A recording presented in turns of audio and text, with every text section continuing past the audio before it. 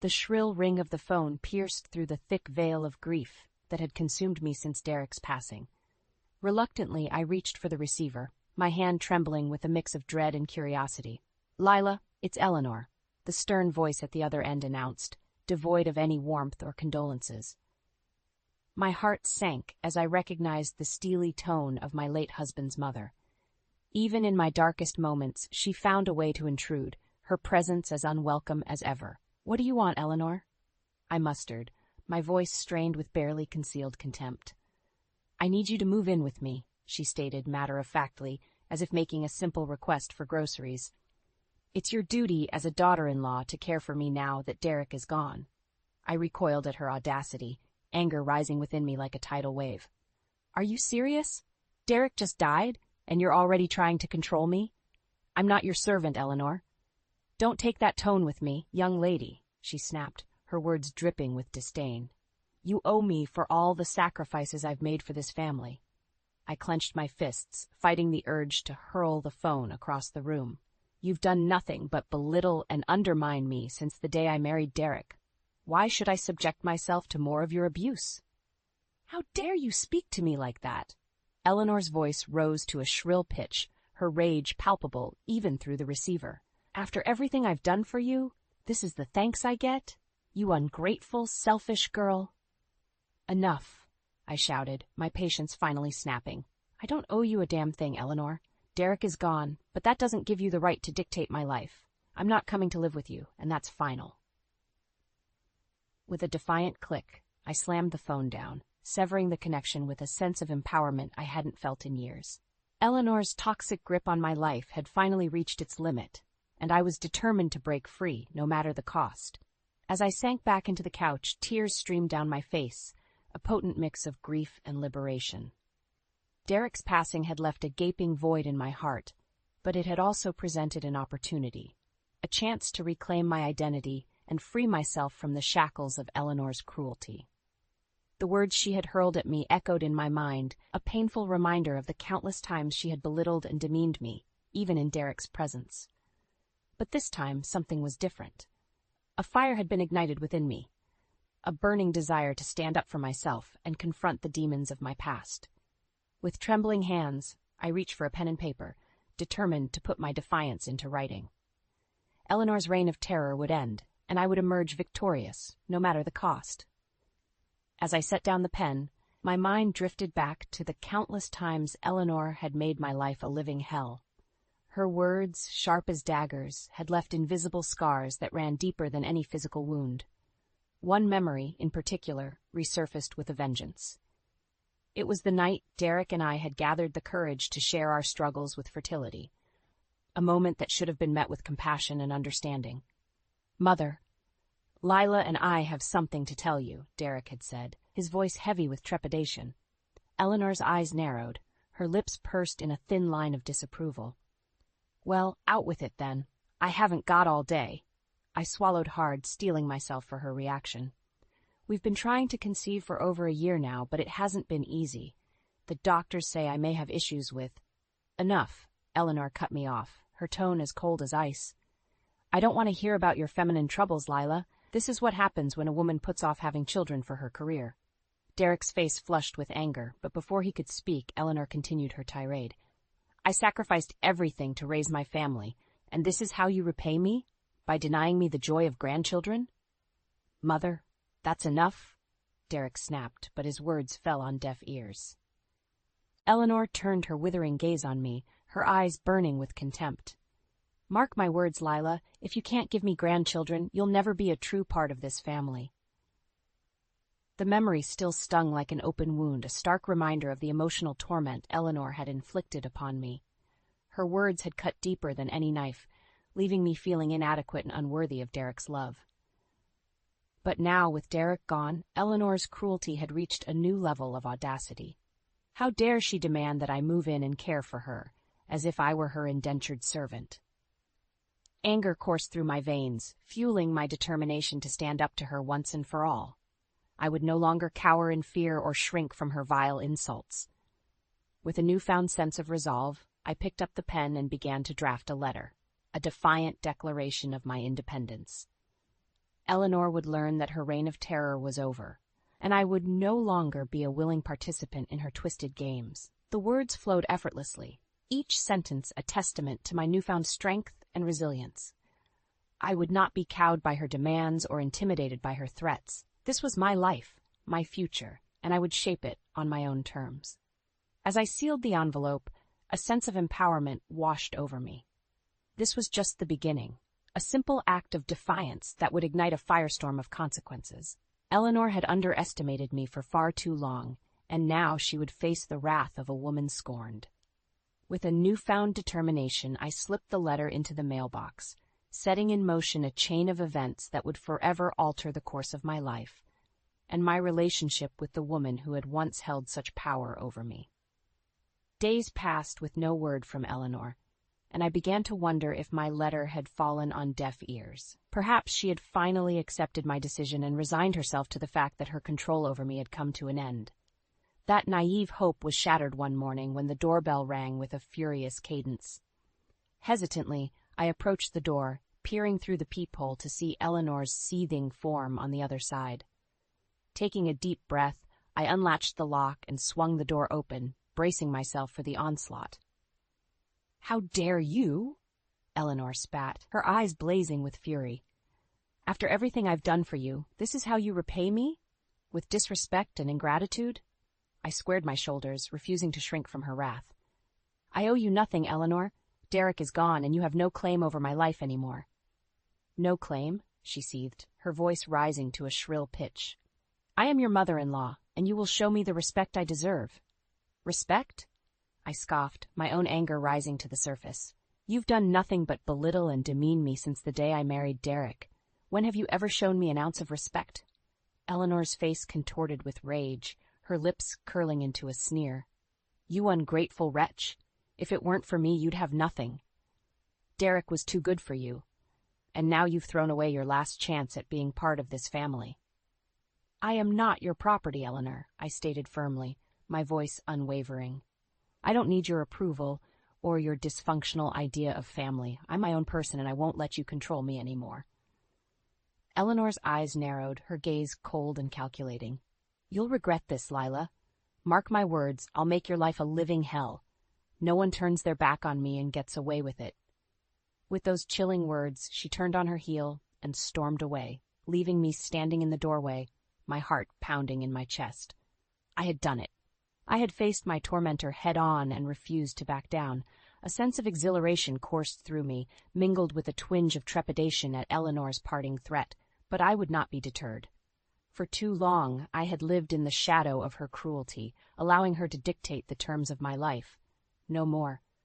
This was my moment of defiance, and I would savor every second of it. As the adrenaline subsided, I couldn't help but feel a sense of pride welling up within me. I had stood my ground, defended my autonomy, and emerged victorious. At least for now. Eleanor's words still echoed in my mind, a chilling reminder that this was far from over. She was a woman scorned, and I knew better than anyone the depths of her vindictiveness. But I was no longer the meek, cowering woman she had once known. Derek's passing had awakened a fire within me, a burning desire to reclaim my life and my self-worth. And if Eleanor thought she could extinguish that flame, she was sorely mistaken. With a newfound sense of determination, I closed the door on the past and all its demons. The battle lines had been drawn, and I was ready to fight, not just for myself, but for the future I deserved. In the weeks that followed, an uneasy truce settled over my fractured relationship with Eleanor. She had retreated into sullen silence, no doubt stewing in her bitterness and plotting her next move. I, however, refused to let her threats diminish my newfound sense of freedom. That fragile peace was shattered one Sunday afternoon when Derek's sister Claire invited me to a family gathering at her house. Despite my initial hesitation, I decided to attend, determined not to let Eleanor's toxicity dictate my life any longer. The moment I stepped through the door, I could feel Eleanor's icy glare boring into me from across the room. Her eyes narrowed as I made my way towards Claire, exchanging warm hugs and greetings with the other guests. "Well, look who decided to grace us with her presence," Eleanor sneered, loud enough for everyone to hear. "The ungrateful daughter-in-law who turned her back on her family." A hush fell over the room as all eyes turned towards us, the tension thick enough to cut with a knife. I took a deep breath, steeling myself for the confrontation I knew was inevitable. "I am not ungrateful, Eleanor," I replied, my voice steady and unwavering. "I simply refuse to be manipulated and controlled by you any longer." Eleanor let out a derisive cackle, her lips curling into a cruel smile. "Manipulated? Is that what you call filial duty? You owe me everything, you selfish girl. If it weren't for my sacrifices, you'd have nothing." "That's enough, Mother," Claire interjected, her brow furrowed with concern. "Lila has been through enough without you adding to her pain." But Eleanor was relentless, her barbs striking with precision. "Pain? She knows nothing of true pain, not like the anguish I've endured watching my son's legacy wither on the vine thanks to her failures." I could feel the weight of her words like a physical blow, stirring up old insecurities and wounds I thought had healed. But this time, something was different. A fire burned within me, fueled by a newfound sense of self-worth and determination. "You're wrong, Eleanor," I stated firmly, my voice carrying through the stunned silence. "I may not have been able to give Derek children, but that doesn't make me a failure. My love for him was pure and unconditional, something you've never understood." Eleanor's face contorted with rage, but before she could respond, I pressed on, emboldened by the support of the onlookers. "You've had a twisted hold on this family for far too long, using guilt and manipulation to get your way. But I refuse to be a part of your dysfunction any longer. I am my own person, with my own dreams and ambitions, and I won't let you or anyone else diminish that." A murmur rippled through the crowd as Eleanor's mask of superiority began to crack. Her eyes darted from face to face, desperately seeking allies, but finding only expressions of shock and, in some cases, admiration. In that moment, I knew I had won a decisive victory, not just for myself, but for all those who had suffered under Eleanor's tyranny. The veil had been lifted, exposing her true nature for all to see, and there was no turning back. As Eleanor stormed out of the room, her face flushed with humiliation, I felt a weight lifting from my shoulders. The shackles of her control had been broken, and I was free to embrace the future on my own terms, without the specter of her cruelty looming over me. It was a pivotal moment, a turning point in my journey towards self-discovery and empowerment. And as I looked around at the faces of my newfound allies, I knew that the battle had only just begun. The aftermath of the family gathering was a whirlwind of conflicting emotions. On one hand, I felt a sense of triumph, having finally stood up to Eleanor and exposed her manipulative ways. But on the other, I couldn't shake the gnawing feeling that this was only the beginning of a much larger battle.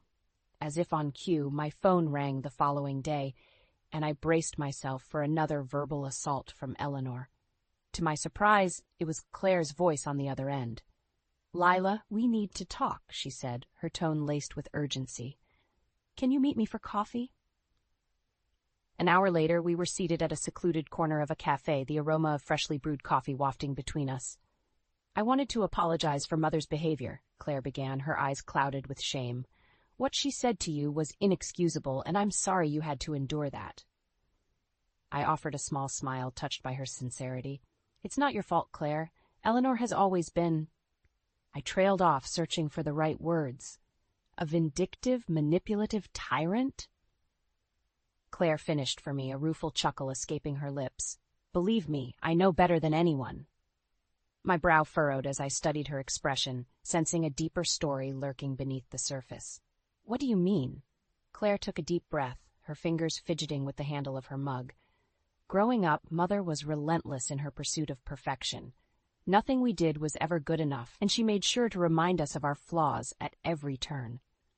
A pang of recognition tugged at my heart as I listened to her words, memories of my own experiences with Eleanor's cruelty flooding back.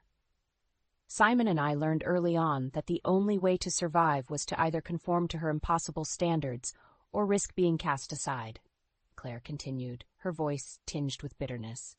I chose the former, sacrificing my dreams to become the perfect daughter she demanded. "And Simon?" I prompted, sensing there was more to the story. Claire's expression darkened, her eyes clouding over with a mix of sadness and anger. "He refused to bow to her will, And for that, Mother made his life a living hell. She belittled him, criticized his every move, and even tried to turn Derek against him. My heart clenched at the thought of Eleanor's cruelty extending beyond just me, her venom poisoning the lives of her own children. "That's why I wanted to talk to you," Claire said, her gaze locking with mine. "You're not alone in this fight, Lila. Simon and I were with you every step of the way." A wave of relief washed over me, and I realized that in my quest for independence, I had gained something even more valuable: allies who understood the depths of Eleanor's toxicity. "Thank you, Claire," I said, reaching across the table to give her hand a gentle squeeze. "With you and Simon by my side, I feel like I can take on anything Eleanor throws at me." Claire's lips curved into a rare, genuine smile. "That's the spirit. Mother may think she's invincible, but she's about to learn that she's messed with the wrong family." As we parted ways, a newfound sense of determination coursed through my veins. Eleanor had drawn the battle lines, but she had unwittingly assembled an army against her. An army united by a common goal: to break free from her tyranny once and for all. The road ahead would be fraught with challenges, but for the first time in my life, I didn't feel alone. With Claire and Simon by my side, I was part of something larger than myself, a movement fueled by the desire for justice and the pursuit of freedom from Eleanor's toxic grasp. And as I stepped out into the warm afternoon sun, I couldn't help but feel a glimmer of hope ignite within me. The tide was turning, and Eleanor's reign of terror was about to meet its match. In the weeks following my alliance with Claire and Simon, an eerie silence descended upon my ongoing battle with Eleanor. It was as if she had retreated, licking her wounds and biding her time before launching her next attack. Little did I know, the calm was merely the eye of the storm, and Eleanor was busy weaving a web of deceit that threatened to unravel everything I had worked so hard to build. The first inklings of her scheme came in the form of whispers and sideways glances from acquaintances I encountered around town. At first, I brushed them off as mere curiosity, but as the murmurs grew louder, I couldn't ignore the nagging feeling that something sinister was afoot. It all came to a head one afternoon when I stopped by the local cafe for my usual coffee break. As I waited in line, I overheard a conversation between two women seated at a nearby table, their voices hushed but audible enough for me to catch snippets of their exchange. "Such a shame about Lila abandoning her mother-in-law like that. And after everything Eleanor has done for her, too. Selfish and ungrateful, if you ask me." My heart pounded in my chest as I pieced together the fragments, realizing with growing horror that Eleanor had been spreading lies about me, painting me as the villain in our twisted narrative.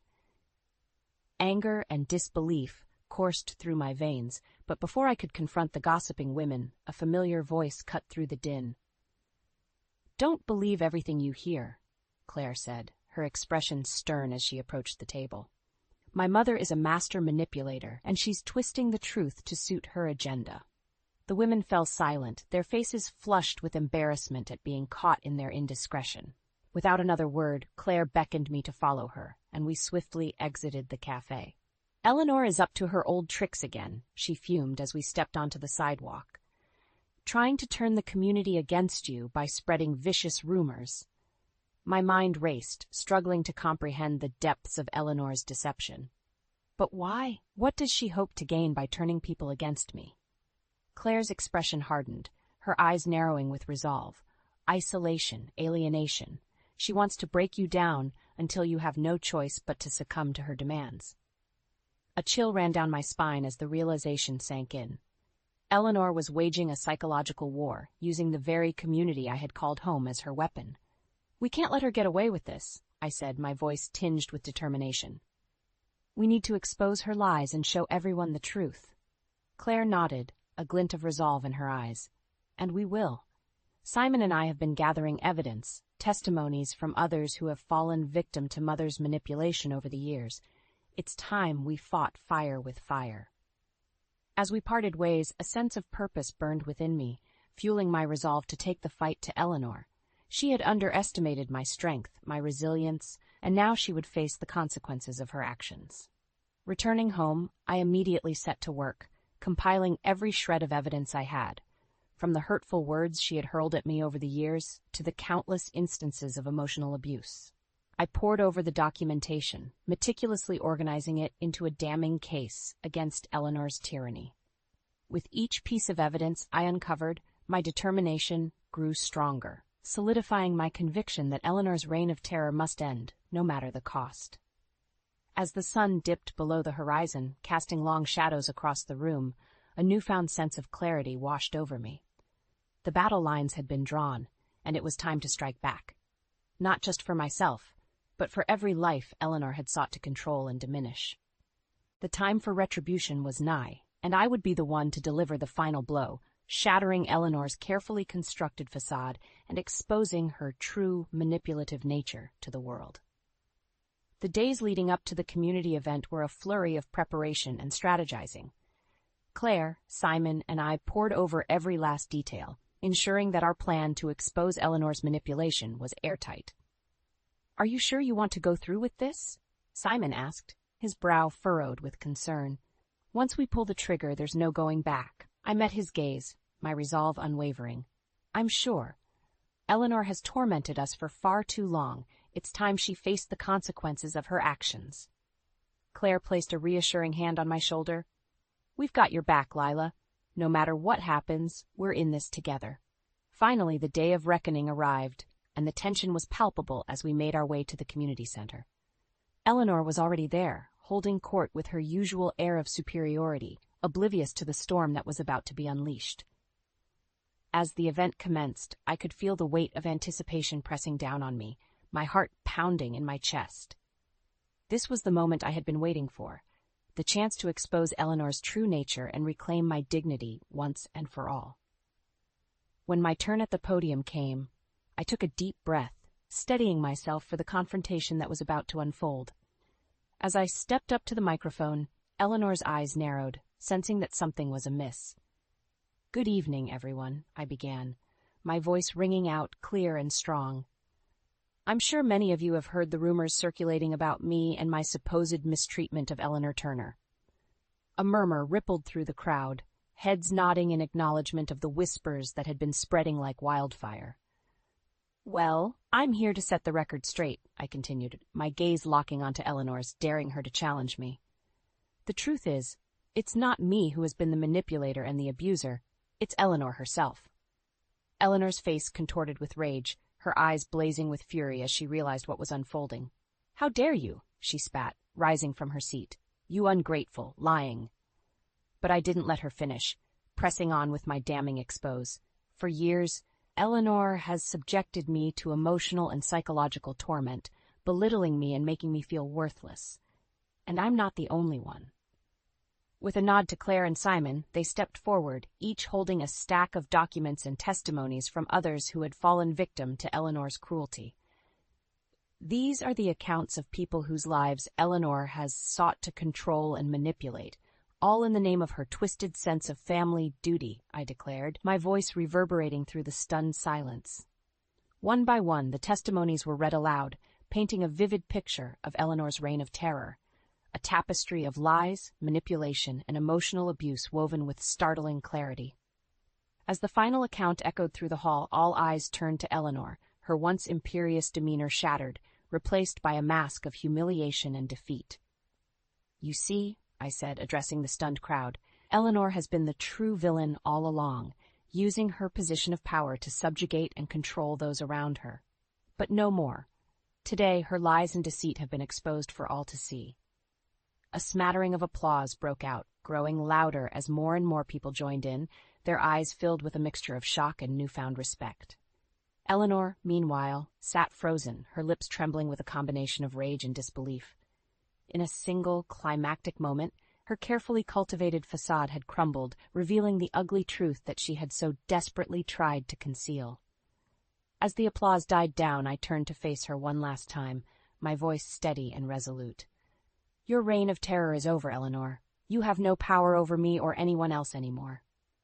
With those words, I stepped down from the podium, my head held high, basking in the sweet taste of victory. The shackles of Eleanor's manipulation had been broken, and I was finally free to embrace the future on my own terms, unburdened by the weight of her toxicity. As I made my way through the crowd, surrounded by a chorus of congratulations and newfound respect, I couldn't help but feel a sense of profound relief and vindication. The battle had been long and arduous, but in the end, justice had prevailed, and the truth had set me free. Eleanor's reign of terror was over, and a new chapter in my life was about to begin, one filled with the promise of healing, growth, and the sweet taste of hard-won independence. In the weeks following my public exposure of Eleanor's manipulation, a profound shift took place within me. It was as if a weight had been lifted, a burden I had carried for far too long finally cast aside. The community's reaction had been overwhelmingly supportive, with many expressing admiration for my courage in standing up to Eleanor's tyranny. Some even shared their own stories of her cruelty, reinforcing the realization that I had not been alone in my suffering. Eleanor, however, had retreated into a self-imposed exile, her once formidable presence reduced to a mere shadow of its former self. Whispers circulated that she had become a recluse, too ashamed to face the world after her lies and deceit had been laid bare. For a fleeting moment, I felt a twinge of pity for the woman who had once wielded such power over me. But that fleeting sentiment was quickly extinguished by the memory of her cruel words and actions, a stark reminder of the emotional toll she had inflicted upon me and countless others. As the dust settled, I found myself at a crossroads, uncertain of what path to take next. The shackles of Eleanor's control had been broken, but the scars of her abuse still lingered, leaving me questioning my own sense of self-worth and purpose. It was during this period of introspection that an unexpected ally emerged, Derek's brother, Simon. He had been a steadfast supporter throughout my battle with Eleanor, and now he became a source of guidance and support as I navigated the uncharted waters of my newfound freedom. "You know, Lila," he said one afternoon as we shared a cup of coffee, "you've been through hell and back, but you came out on the other side stronger than ever." I offered a wry smile, my fingers tracing the rim of my mug. "Sometimes I'm not so sure. Eleanor's words, her constant belittling, it leaves scars, Simon." He nodded, his expression understanding. "I know.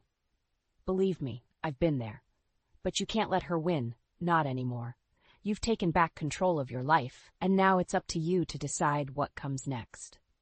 His words struck a chord within me, igniting a spark of determination that had been flickering in the aftermath of my confrontation with Eleanor. He was right. I had fought too hard and sacrificed too much to let her toxic legacy continue to haunt me. From that moment on, I made a conscious effort to reclaim my sense of self, to rediscover the woman I had been before Eleanor's manipulation had taken root. I poured myself into my work, finding solace in the creative outlets that had once brought me joy. Slowly but surely, the shadows of Eleanor's cruelty began to recede, replaced by a newfound sense of purpose and self-assurance.